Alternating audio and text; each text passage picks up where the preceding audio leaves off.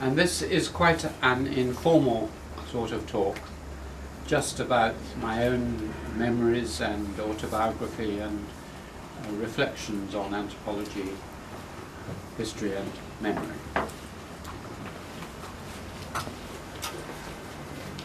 I have a large room at my home which is full of paper. This is filled with photographs, books, letters, other papers. So it is very appropriate to be giving this talk in a famous room of memories. Professor Fei Xiaotong and the famous School of Anthropology at Peking University. So this sort of room, which is bigger than this, but all the walls covered with papers, boxes and boxes of papers. This is two kinds and sets of papers. One are papers which my family has left to me. So my grandmother, my great-grandfather, and so on and so on. About 12 generations of my family have left papers which have come down finally to me from all over the British Empire, from India, from Burma, from China, from Jamaica, everywhere. All these papers and letters have come down to me. Also, I have many, many papers of my own. I have kept, since I was about 15 years old, I have kept all my papers, if possible. So all the letters to me, my Christmas cards, even my toys and other things, I have kept. I wonder how many of you keep papers. How many of you have got a lot of paper from your childhood or from your schools or from your early years? Please put your hands up if you have. Quite a few. How many of you keep diaries? A diary? Yes, that's good. It's a very good thing and very important, as you know, for an anthropologist to keep a diary. So I have a huge amount of paper, and I have now for 3 years been retired from my professorship at Cambridge. So I have time now to think about what to do with all this paper. I am going to give it to libraries and archives, museums, but I want to make sense of it now before I give it to the libraries. And in particular, I have certain questions in the back of my mind. One of them is, how did I come to be sitting in Peking University in front of Fei Xiaotong's books? In other words, how did I get to where I am now? And who am I? So this is the search behind much what we call autobiography, writing about yourself. I'm sure that Fei himself wrote autobiographical works, and most academics at some point write something about their own lives to try and understand themselves in time. The second question is to do with my family and its history. The English middle class, upper middle class, tend to keep a lot of paper and to have been doing interesting jobs, and my family has had a very interesting history. So I am trying to see the world through a particular family and all its ancestors. The third question concerns England and Britain. Much of my work has been about the strangeness of the English. When I gave this talk in Japan, I said that people who live in corners, this is a famous quotation, the people who live in corners always think themselves strange. So the English and the Japanese, who both live in corners of a big continent, think of themselves as strange, but I personally do think the English are quite odd and peculiar, and I have devoted quite a lot of my life and books to the peculiarity of the English. So by looking at myself and my family, I can see more deeply into the peculiarity of the English. And the final question concerns the nature of the British Empire. Now, many countries have had empires, the Spanish Empire, the Portuguese, and so on. But the British Empire seems to me, again, to be rather peculiar. It is peculiar for several reasons. One is that it was very long-lasting, 200-300 years of a great empire. Secondly, it was the biggest empire in terms of geographical spread in history, about a quarter of the humankind. And thirdly, because it felt different. It was started off quite peacefully as a trading empire, not as a conquest empire. And above all, it was held together by something peculiar, which I'll talk about a bit more later perhaps. It was held together by imagination. Now, some of you may have heard of the theory of Benedict Anderson, imagined communities, and his idea is that modern nationalism, nation state, was constructed when people could no longer know everyone who they met. They started to imagine that they were Han and therefore united to everyone they met or whatever. And the British Empire was like Anderson's theory, but much larger. It was over the whole world. It was held together by very few people. It was run from England, which only had a few million people, and yet it was an empire of hundreds of millions. And it had very small armies and bureaucracies. So how were they able to hold together this huge empire? So that is my fourth question. And now I would like to talk a little bit about how I want to approach this.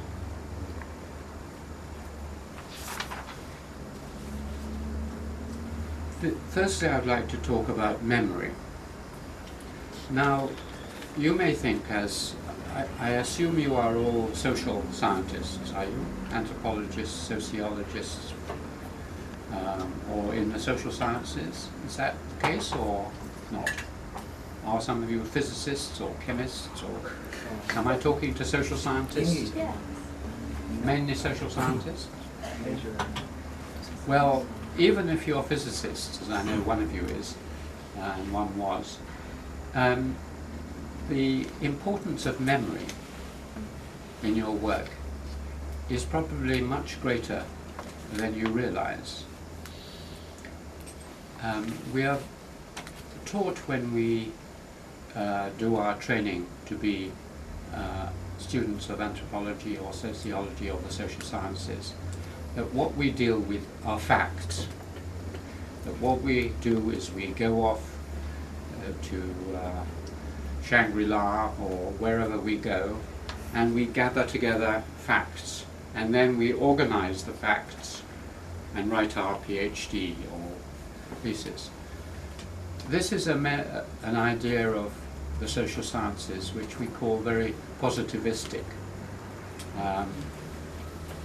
It's really much more applicable in some ways to an old kind of archaeology, where you go out to somewhere and you start digging, and then you dig out some objects, and then you come and bring them back to your room and write them up, as it's called. So writing up is the stage after you've done your field work, and you organize them in an order and you try and link them together, and you have all these facts.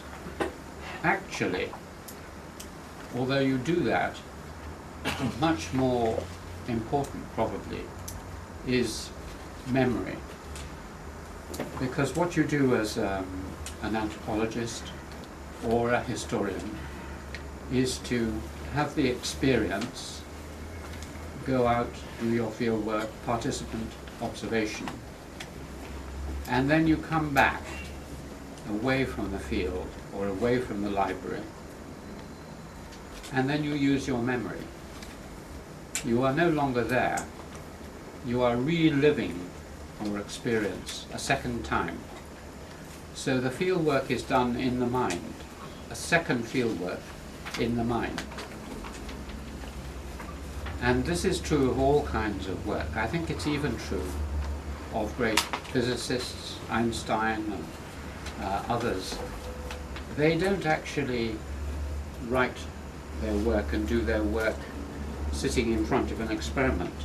They do their experiments, then they go away for a walk or a drink or a talk, and then they, from their memories, their memory pulls together all their thoughts.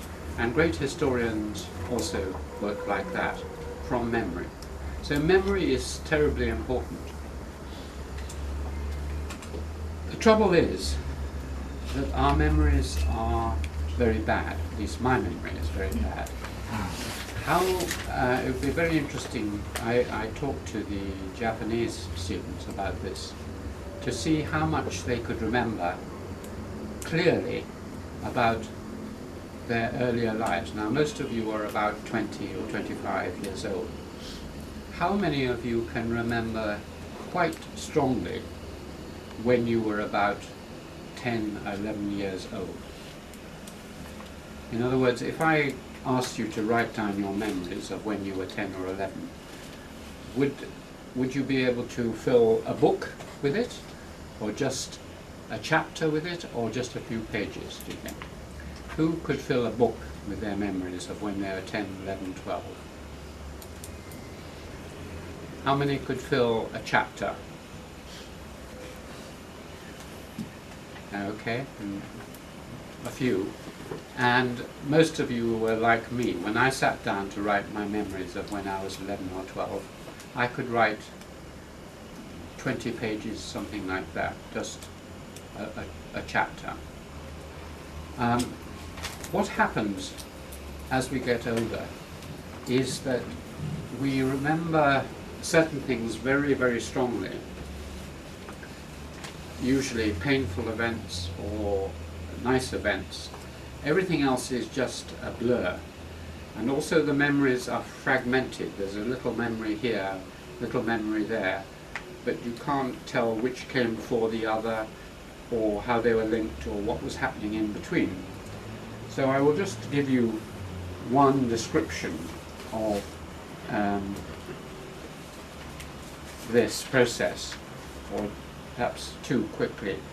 One English writer wrote, "Early impressions are like glimpses through the window by night when it's flashing with lightning. The flash leaps out without visible cause or warning, and the blackness lifts for a second, revealing the scene, the crisscross of the rods of rain, the trees shining with moisture. So it is with memory. My early blinks are exceedingly vivid, but they are separated, and though the passage of time does not dim them, as it dims the more fading impressions of later life, they do not form part of a continuous picture." It's the second quote I won't read, but it's the same point, that you have these flashes, disconnected flashes. And also our memory tends to distort hugely in that from these flashes we pick up a picture of ourselves some time back, which is either tends to be more positive. We remember a period, a holiday, a friendship as wonderful.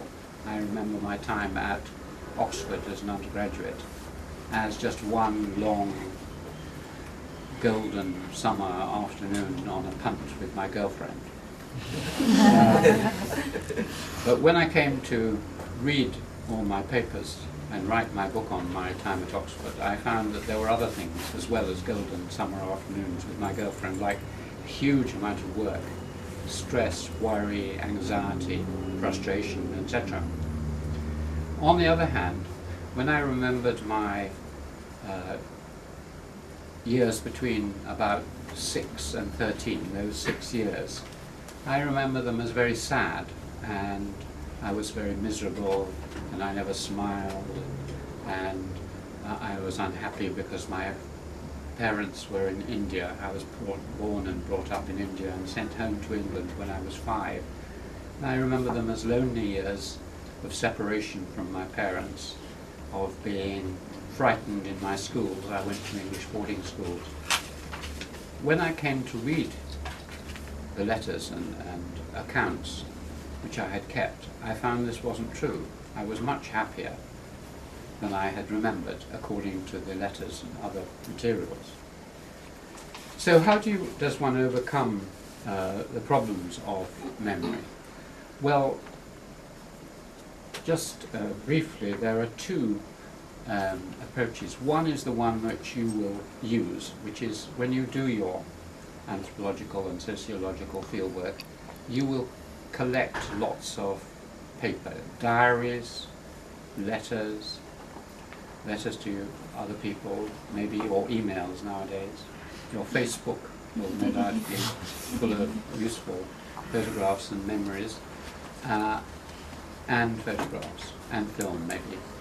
And from that you will try to add to your memory, and that will have two strong consequences. Firstly, it will give you fresh memories, because these notes of yours or photographs, you see a photograph and suddenly you remember all around the photograph, and you remember.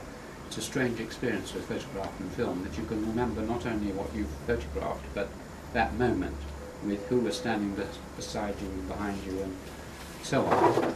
So you use the material you've collected to enrich it.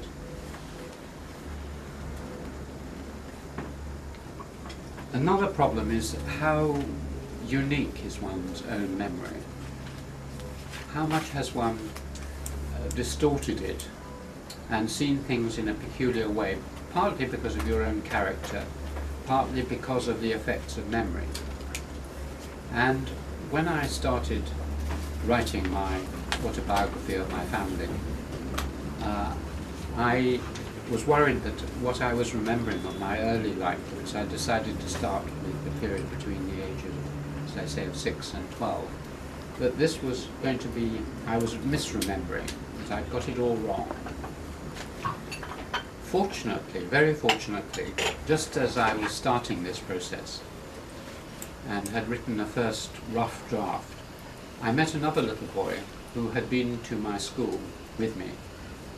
He'd not only been to what we call a preparatory school, that is a primary school, a boarding school, but he also had then gone on to my next school, my public school, and he became interested, and I had about 150 letters which I had written from my school to my parents in India, and their letters to me. And he started working on this independently and writing his own memories down. And then, fortunately, he found all his letters and his brother's letters. His brother had died. His brother was my age. He was 1 year older. So we had 3 little boys looking at the same experience of going through a school between the age we went to the school at 8 and 13. And we found, when we joined together the 3 memories and compared them, there was very little contradiction or clash or difference between them. Each of us remembered a few extra things, but there was very little inaccuracy, it seemed, and very little difference in looking at our world. Now, the result of that, I thought I was going to write one chapter about my age between 8 and 13, as you would have done. But instead, the result of doing this was this book, and this book, and another book which he wrote. So this is my home life, my life in Dorset in England.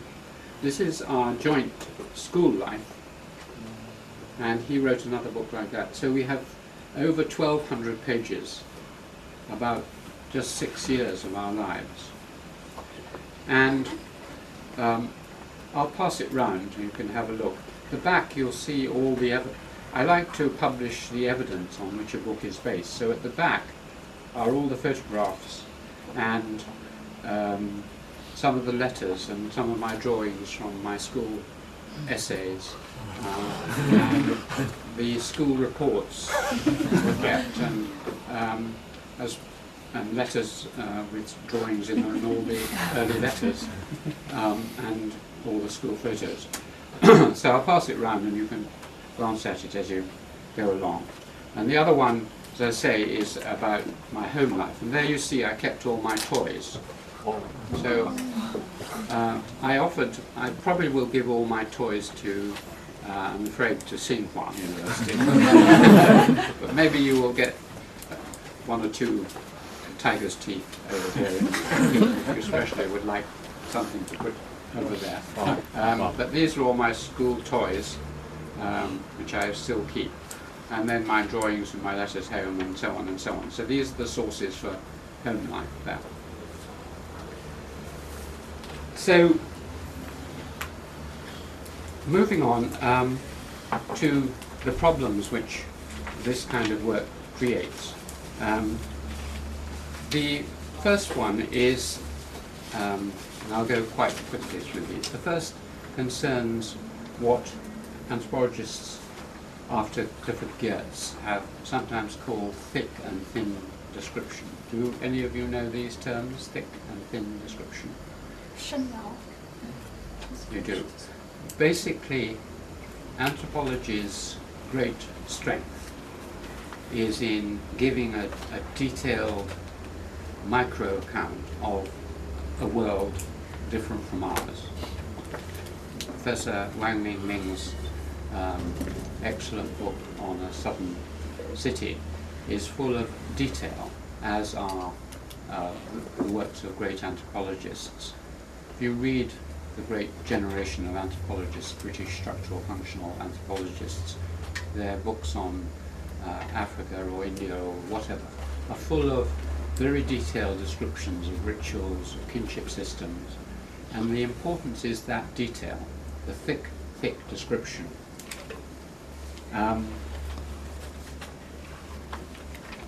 The problem is, of course, that and that kind of description is very important for the work I'm doing, because it's based on documents like letters, particularly letters, diaries, other documents, and they lose all their meaning if you summarize them.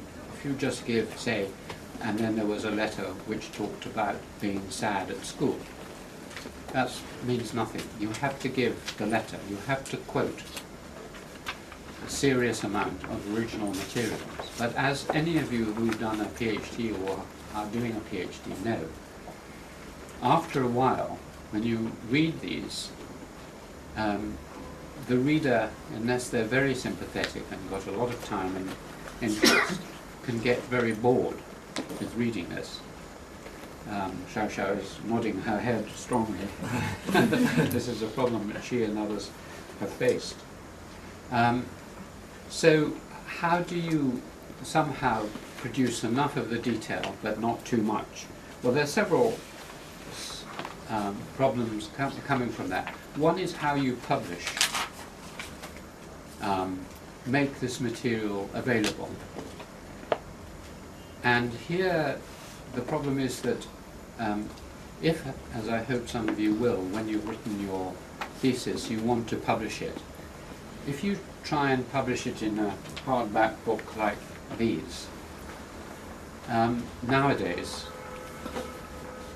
certainly in the West, and I imagine increasingly in China, publishers, academic publishers and others will say, well, we can't publish it. We can't find enough people. We've got to have at least 500 or 1,000 people who we know will buy this. And yet it is a very detailed micro account of a very small place or a set of events. And the audience isn't there. We can't afford it. So there was a time when anthropology was so exotic that you could expect quite a large audience to read about strange behavior on a Pacific island far away, Malinowski and so on. Now it's not so strange and exotic, and therefore publishers won't publish anthropology. Also, the readers of your book are going to be scattered around, spread around the world. They won't all be able to go to a bookshop and see the book in the window or read a review in a learned journal. So when I wrote this book, these books, and started this, I was faced with the problem of who would publish this. And of course, no one would. If I had gone to a normal publisher and said I had written 1,200 pages with lots of illustrations about my boyhood between 6 and 12, they would have said, well, thank you very much, Alan, but come and have a drink and I'll explain why we can't publish it. What has happened, though, of course, is internet publishing. Can you go through a bit, or can you hear out there? Yes. Yeah. So what I did with these is that you can now publish on demand or electronically without any cost at the front. There's no upfront cost, and you can put it up. This has been put up on Amazon and electronic websites, or you can use the new Apple iBook application or whatever. And so it can reach a wide audience, and there is no really, it doesn't matter if it's 100 people read it, or 20 people read it, or 1,000 people. So electronic publication is making it possible in the same way as film making. I have, if you're interested in my work, then I would suggest you Google my name, Alan Macfarlane, and you come to my website. Unfortunately, I have about 1,000 films on YouTube. Can any of you get onto YouTube? Yeah? Do you know any ways? No? Completely blocked, is it? Okay. Well, because of this, I have a student who is setting up my website in China, and so she is going to put all my films, 1,000 films from YouTube, onto Chinese, onto Xinhua.com or something like that. It's now possible to publish films it doesn't cost anything, and you can make them freely available, and the same with books. So that is one partial solution to this problem. The second partial solution is and this is what all PhD and other theses writers and writers in general have to do, which is to change the level. This is something I've discussed many times with Xiao and others, that a reader will be happy if you have some thick description, but you also have to have some thin description. You have to have an argument, and then take down into the evidence, and then come up out of the evidence. And more generally, you have to do this as a way of studying any topic. There are two tendencies in academic life. One is to become, as you go on with your work, to become more and more interested in the detail, and to lose sight of the question. And this tends to happen with many of my academic friends. You know, you ask them what they have been doing for the last 5 or 10 years, and you realize that they have completely forgotten that they are meant to be pursuing some interesting, larger hypothesis. They've become obsessed with some very minor thing, which really doesn't matter very much. I mean, it's interesting. And that's what sometimes one academic friend of, or at least not friend, but colleague of mine, described as truffle hunting. Do any of you know what truffle hunting is? Truffles are like mushrooms. They're very, very, very valuable mushrooms. And in France particularly, you use, I think, pigs maybe. You take your pig along, you walk along behind it, and when it goes and starts digging away, then you know you might have one of these very valuable truffles. And some historians and anthropologists are truffle hunters. They go along like this and then dig away and never look up. The person who made this criticism said that he was like a parachutist. He was right up there and up in the sky, and then he would come down and look at a problem and then go back up.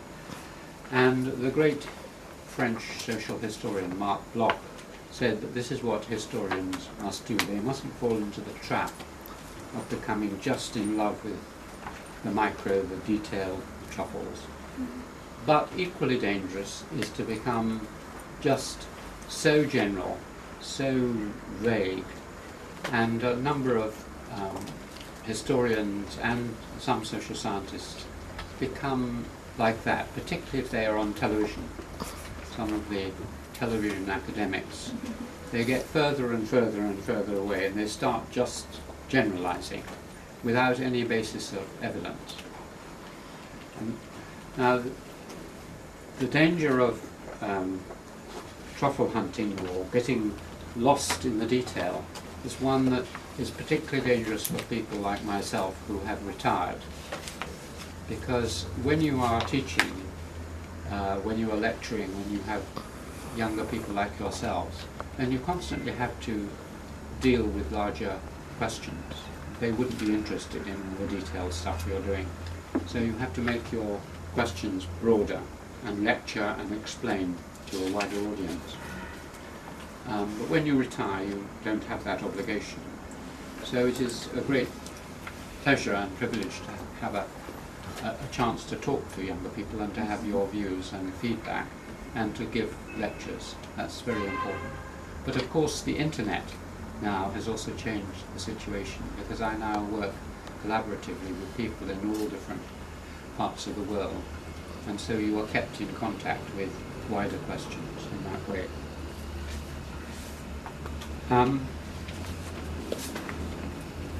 The next problem is one which is a familiar one for social scientists and particularly anthropologists, and this is the problem of the overfamiliarity of everyday life, or the banality or the boringness of everyday life.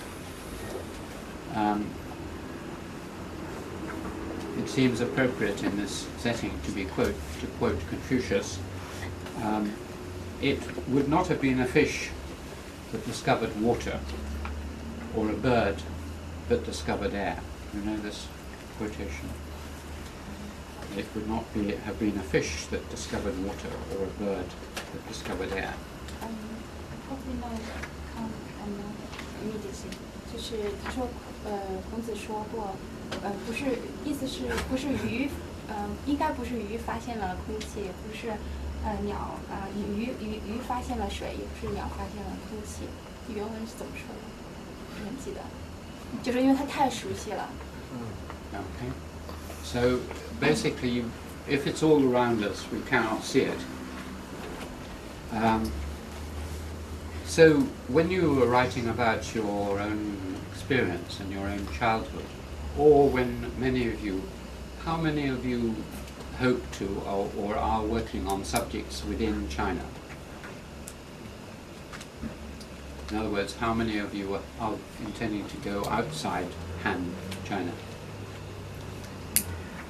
One of you, you're going outside, are you? I'm working on the Tibetans. Tibetans, yes. That's probably sufficiently far. Or ethnic minority groups also. But if you're studying your own culture, living in your own culture, studying your own life, living in your own life, it's very difficult to see it. It seems so obvious. And even if you see it, you feel it's not worth writing down or telling other people about. So when I started writing these books, I thought, well, who possibly could be interested in what a little boy thought 50 years ago? Surely this is very boring. Every little boy thought the same things, and no one wants to know. So you have to, in a sense, distance yourself. And there are various ways of doing this. The two main ways of doing it are to distance yourself in time. So to let events pass, and then the past becomes interesting. So the fact I'm writing about 50 years ago, when in many ways this was the generation of just the beginning of the, for example, the pop scene. Elvis Presley, the Beatles, and so on, were just starting. So it was a different world. The medical world was different, the transport world, the technology. So it feels a foreign country, a different world. And that gives it a specialness and makes me want to record it. The other is to distance yourself spatially. Why anthropology contributes so much to our thought is because most anthropologists have gone to very different cultures, and they've been shocked and surprised and wanted to write down about the differences. But also, ideally, when they go there, they look back on their own culture and they see that as shocking and surprising.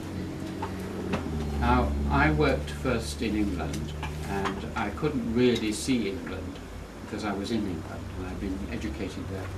I then went to the Nepal Himalayas, Mount Annapurna, and I have worked for 40 years in the Himalayas, in a village there. I then went to Japan, have worked for 20 years in Japan, and I then came with Xiao the first time to China and have been working here for on and off for 10 years. And each time you get a shock of surprise when you go to the other culture, and you also see your own culture with surprise. So I've looked back and thought, how strange is England? I mean, the English always think they are normal. We are normal, the rest of you are very strange. But in fact, it's the other way around. You are fairly normal, though the Chinese are very different, of course, from everyone else. But looking back on my own civilization, England, in many, many ways, its kinship system, its language, its political system, its school system, everything is very, very odd, unlike anywhere else in the world. Until 100, 150 years ago, it was just this tiny little island with a strange legal system or culture. So basically you have to distance yourself. And in particular what I'm working on, and is strange, and I would very much value any comments on this, is the strange educational system of the English. This is why these books are about English education. Our educational system was based on, for 500 years, has been based on the idea of destroying the family. I hope that will shock you. The idea is that all societies, you're born and brought up with your parents as a young child. And you tend in China, Japan, everywhere else in the world, you stay with your parents. Even in France, you will go off to school, you'll have your lessons to improve your mind, but your family is the center of your heart and where you learn your ethical system, where everything is taught to you except things of the mind. And that's true all over Europe, it's true in India, it's true in China, it's true in Japan. England developed this extraordinary system whereby at the age of 6, 7, 8, you were sent away from your home to strangers, not to your kin, not to your cousins or your uncles or anything like that, to complete strangers. If you were very poor, you would go off as a servant. You would work for some master. If you were slightly richer, you would go as an apprentice. You would be learning a skill with some master. If you were richer, you would go to a school, a boarding school, a grammar school. If you were very rich, you would go and live in the household of a lord or aristocrat. But in all these cases, you would leave home 6, 7, 8, live in a stranger's house, and never come home. I mean, obviously you come home for holidays, but you would never rejoin your home. And what this does is it creates the modern world. It creates capitalism and it creates individualism, the two main pillars of modernity in the West. Because, as Max Weber pointed out, the definition of capitalism is when you split the social unit from the economic unit. You create a market capitalist society in which you sell your labour in the market, and the social unit, which is the household, is separate from that. So the household is no longer the unit of production and consumption. This destroys peasant civilizations, the sort of thing that Fei was describing, because by taking the children out of the social unit and putting them in the market, because they become free individuals in a market society, they then become free actors in the capitalist world. And they become individuals. They are no longer subordinate to their parents. They are no longer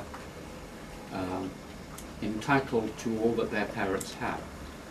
The basic unit in all civilization has been the family, from whom you could expect to inherit wealth, your name, who would arrange your marriage and everything. In our case, we get split away. It's as powerful as a nuclear explosion. It's a fission, it's a breaking like this, and it has generated modernity. Without this, you wouldn't be sitting here. The modern world would not have occurred if the British had not created this educational system which split the atom of the family and generated a world of individuals and capitalist ethics. Now, I never really understood any of this until I went away, because I was brought up in the system. I assumed for 20 years of my life that everyone sent their children away, that everyone made them into lonely individuals, that everyone married because they fell in love, which is part of this pattern, because if you split like this, then you are left alone and as half a person, because your parents, you were like this with your parents, and then you've been separated, your parents and family are there, they no longer are the important emotional force in your life, because they have their relationship to each other, which is most important. So you split apart, and then you are alone and only half a person. And our romantic love system is because we are lonely individuals. The famous line in John Donne's poem, when love so interanimates means joined together, two souls, it defects of loneliness control. Our problem is loneliness, the lonely crowd that David Reisman talked about. So when we fall in love, we join and are made whole again. And that is the great bond in our society. I mean, there are lots of divorces, people break up again, but for a moment, or hopefully, they think they have found what we call their soulmate. They become one mind and one body. Now that educational system, that romantic love system, that family system, is totally peculiar. It's not to be found anywhere else in the world, except England and to a certain extent in Holland and Scandinavia. But I didn't realize it when I went through it myself. The next problem that I want to mention, which I don't know how many of you will be affected by this, is what someone called Irving Goffman called the problems of the backstage and the front stage. Do some of you know this theory? Which is basically that we live our life on a public stage, here am I, and so on. But I have come from a private world. So if I suddenly got out my razor, which I was using this morning, and started shaving myself, you would all be probably a little embarrassed, wondering what I was doing when I brushed my teeth and behaved in the private way I do in front of you, because this is public life. Now, the aim of good social science, as Goffman points out, is to go backstage. Not to see the representations of the public life and not to accept that as the final thing. We want to know why people behave as they do, and in order to do that you need to go behind the stage. This is a metaphor from a play. And that's what anthropologists do. They dig around and historians as well. The problem is, of course, that you discover too much. You discover many private things about private lives. And then you get the problem of one of the big problems of anthropology. How much do you reveal? Now, this is, I don't know how many of you have thought about this question, but in anthropology there are some protective devices. Early on, there was the protection of the fact that if you wrote a book in anthropology about some peasant society, often they were illiterate and they would never come to read your book anyway. So you could describe it and so on, and there was no problem that their lives would be affected by it.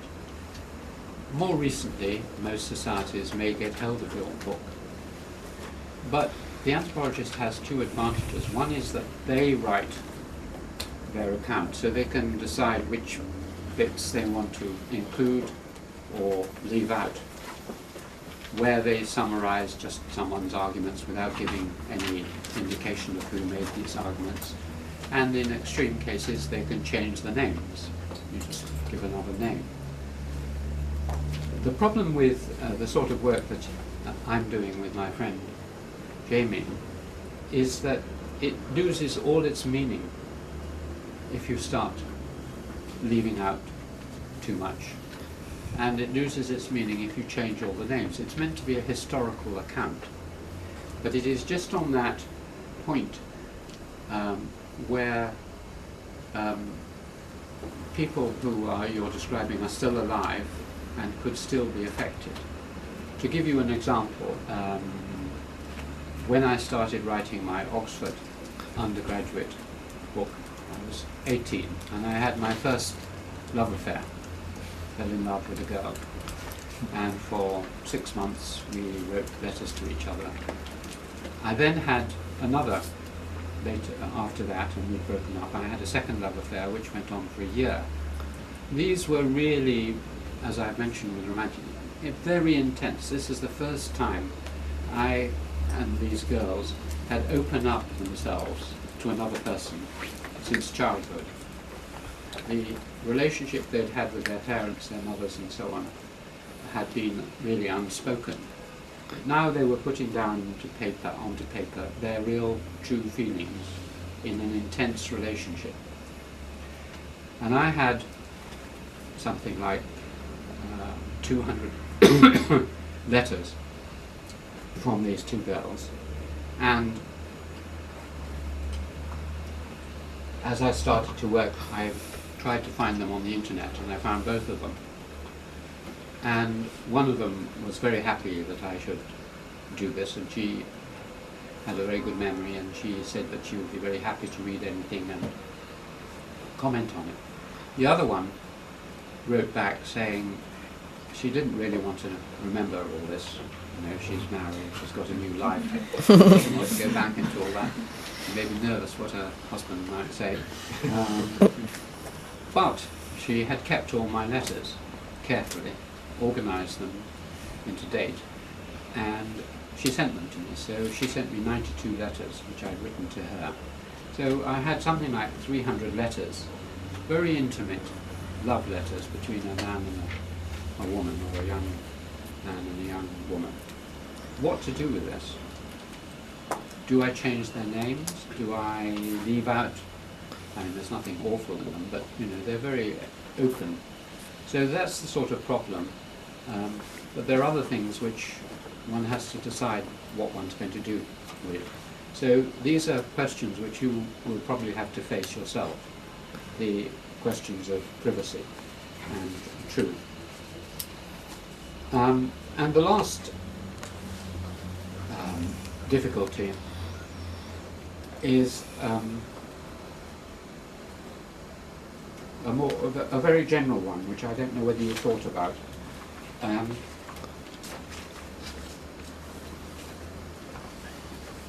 Anthropology was a very interesting. I'm giving the Huxley Memorial Lecture at the Royal Anthropological Institute in the autumn. This is the top lecture in Britain in anthropology, and I will be talking about this, so you could be able to read it later on.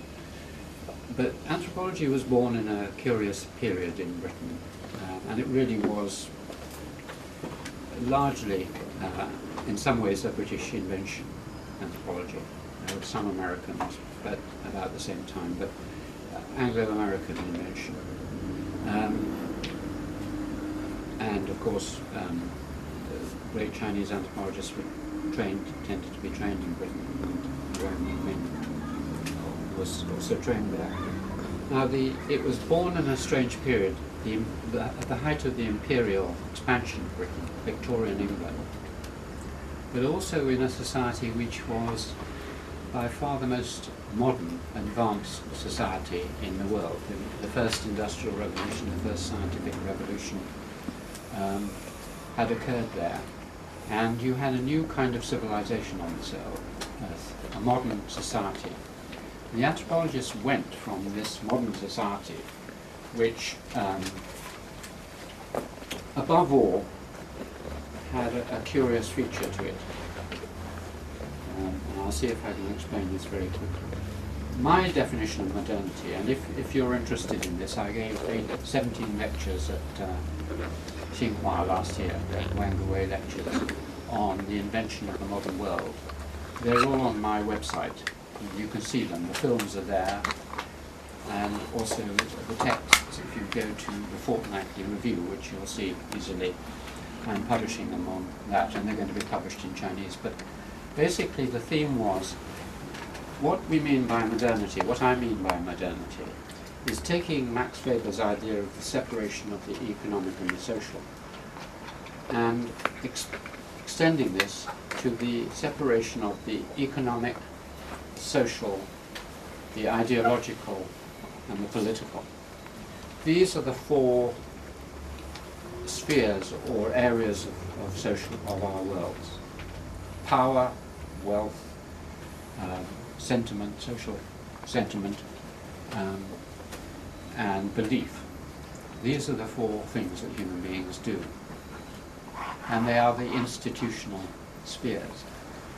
Modernity consists of disembedding, as Polanyi called it, separating out, separating the social from the economic and the political from the religious, until they are all separate, and the only thing that unites them is the individual.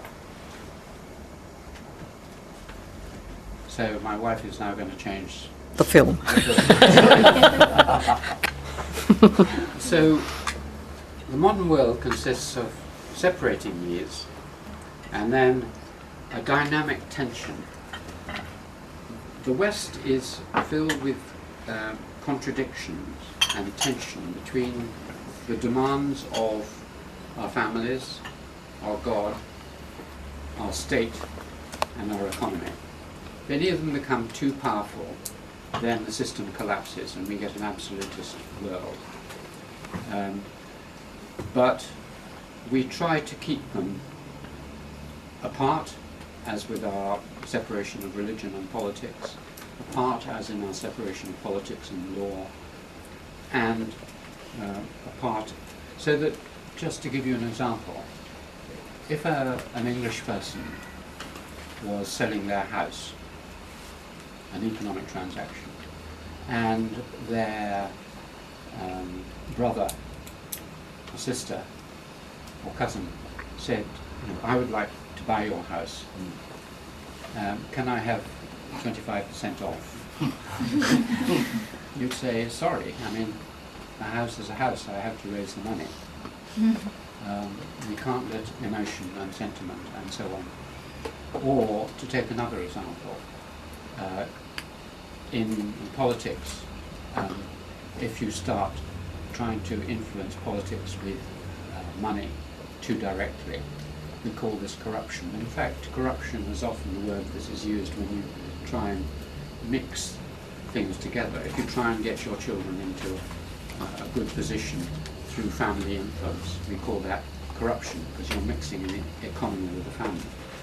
So basically, we have separated our worlds, and that is what I call the modern world. And that is the world of America and England. It's not yet the world of China, because you have a dominant ideology and you haven't separated out fully, and your law is very weak, and so you are still enmeshed somewhat. But the anthropologists who went from Britain were coming from a modern world, and they went to somewhere famously like New Guinea or the Amazon basin or African tribes, where the absolute central characteristic was complete embedding. A tribe is, by definition, doesn't have an economy, it doesn't have a state, doesn't have writing. It is determined, if anything, by the family system. And so they had to try and understand a world which was absolutely the other extreme from their own experience of life. So they had to make a huge mental effort to do that. But sometimes they succeeded, and they came back and gave us their famous accounts of these worlds. Now, at least the anthropologists knew that they were going to places which were all joined together, holistic societies, as we call them. The difficulty of studying my own childhood is the difficulty of being a participant observer, which is the definition of anthropology, of my own life at a time when I lived in a pre-modern society, that is, childhood. How I think of childhood in my own case is really as moving through the famous evolution of stages that anthropologists used to teach. I don't know whether you still teach this at all, but when I taught first-year anthropologists, I would say there are 4 kinds of human society. There are hunter-gatherers who live for the present, who don't accumulate wealth, who live in small groups, who hunt and forage around the place. That was what I was like as a small child. Not much memory, no writing, not much hierarchy, just a hunter-gatherer in my Indian infancy when I was a little child. I then went to my first school, my preparatory boarding school, and I became like a tribal person. Lots of customs, lots of myths, lots of rituals, lots of group behavior. So I was a little tribesman. I then went to my public school, and I immediately found the state and civilization. In other words, there were hierarchies, social hierarchies, there were rules, there was writing. It was like a peasant society for 5 years. I then went to university, and the purpose of university was to turn me into a modern human being. In other words, to teach me to balance the calls and demands. I became even less interested in my family. I became aware of the economy. I became aware of my political obligations. My religion shrank, and things became balanced and modern. So I emerged from university, hopefully modern. Now, the difficulty of writing about this is that I'm writing about myself going through the stages of civilization, and I'm finding it very difficult mentally to think myself back into a time when I was non-modern, when I was just, because this is in a way what interests me most. How do we construct a modern person? How do we make ourselves modern? And what do we lose when that happens? Because I've always been interested in childhood and in children's worlds. I film a lot about children. I've always been interested in children's books. And at the time, of course, I was reading all these books.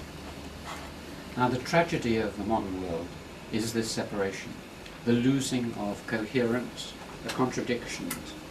And it is no wonder, I think, that the greatest writers on childhood are English.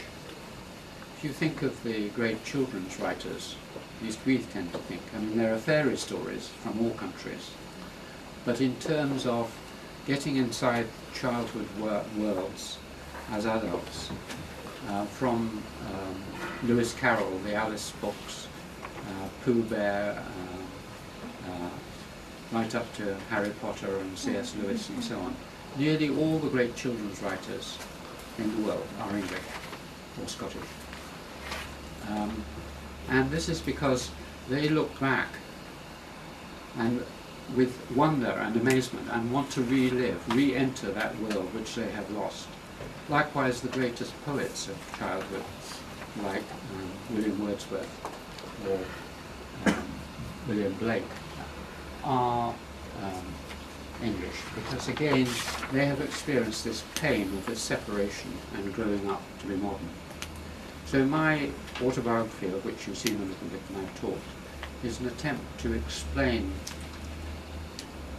more for you than for the English friends. I'm writing for my Chinese friends, for my Japanese friends, to try and explain the peculiar predicament of being modern. Because this will be something you may want to discuss. I don't know how modern you are. I suspect you are still half and half. Now, of course, there is a famous book by Bruno Latour called We Have Never Been Modern. And he is right that, in a sense, modernity is impossible, because it's a contradiction of reality. In reality, we are glued to our parents, we are glued to God, and so on. We can't separate, and as he says, this creates all sorts of monsters in our society. But the English pretend to be modern. They imagine they're modern. They try and fight to be modern. And this is interesting in itself. And you in China, and this is why China is so fascinating for us, you are going through something which may take you towards modernity.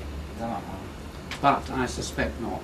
I suspect you are going to, as with Japan, go in a new direction and lead us in the West back from modernity to something else.